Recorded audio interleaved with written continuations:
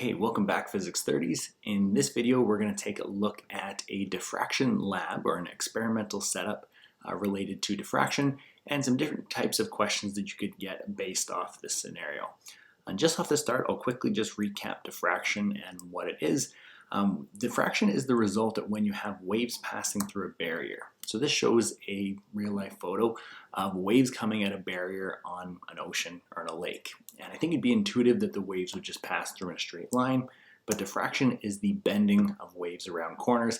I think this shows well the circular wave fronts that come through. A reminder, this was explained by Huygens' principle, which said that if you have linear wave fronts, these are made up of lots of tiny point source waves. So imagine each particle as a point source wave, kind of like if you were to tap a source of water and see the ripples spread out, or drop a drop of water and see the circular wave fronts. So that'd be just from one drop, but we imagine that one of these lines is a whole bunch of those circular wave fronts made up together, causing it to be that line. And if you block out the other parts of that line and only allow part of that wavefront to go through, we see evidence of those circular wave fronts passing through to the other side, which again is called diffraction. Experiments that we dealt with were often with two slits, first shown in Thomas Young's double slit experiment with light. It's the first example that comes up in our notes. And we'll keep the water drawing here, but this is basically what occurs. We have two sources of waves, in this one water, in Thomas Young's light, and we get diffraction through both slits, from one slit and this from another slit. And then we see that when they overlap, when we have the peak of one wave with a peak of another wave right here, we'd get a larger peak, trough with another trough, we get a big trough, peak with another peak, a big peak. So this was constructive interference along this line. And when we saw the peak of one with the trough of another, that was destructive. Same thing here, peak of one, trough of another, we get destructive, and there's destructive interference there. And then we get another constructive, so on and so forth. This is shown quite well in Veritasium's original double slit experiment video.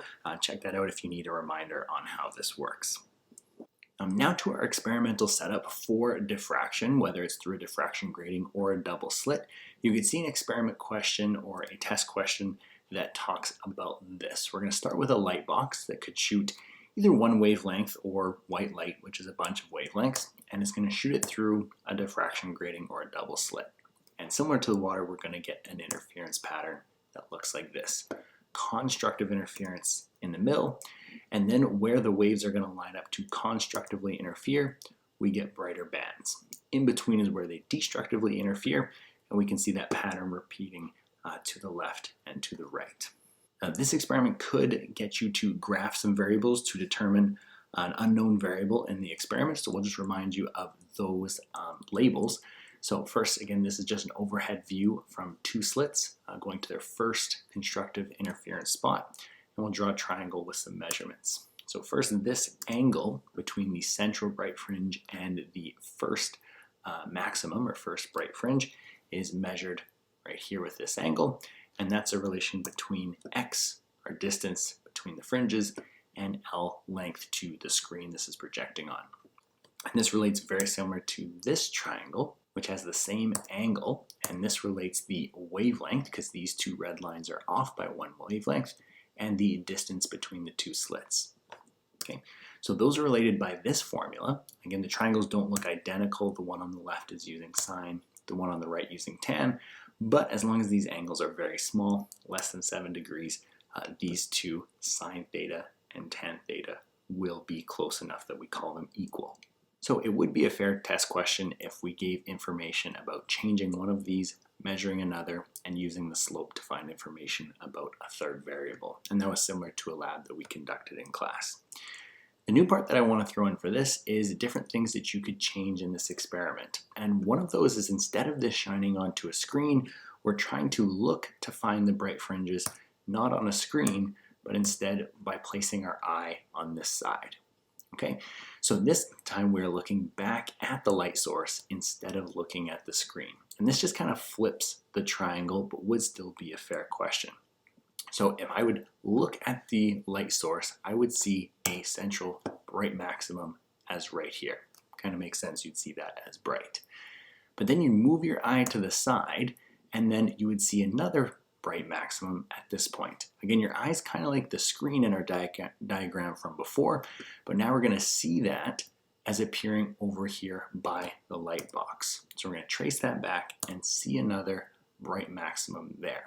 So again, it's very similar to what we saw in class, but it has flipped it from the diffraction pattern being down here to being up here.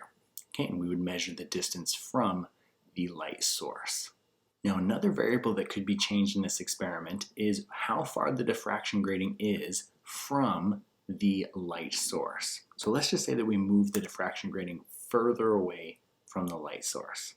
Okay, how this is going to affect the diffraction through these gratings is no effect. We're still going to have the same angle. It's still going to bend the same amount. It's just happening further away from the light box.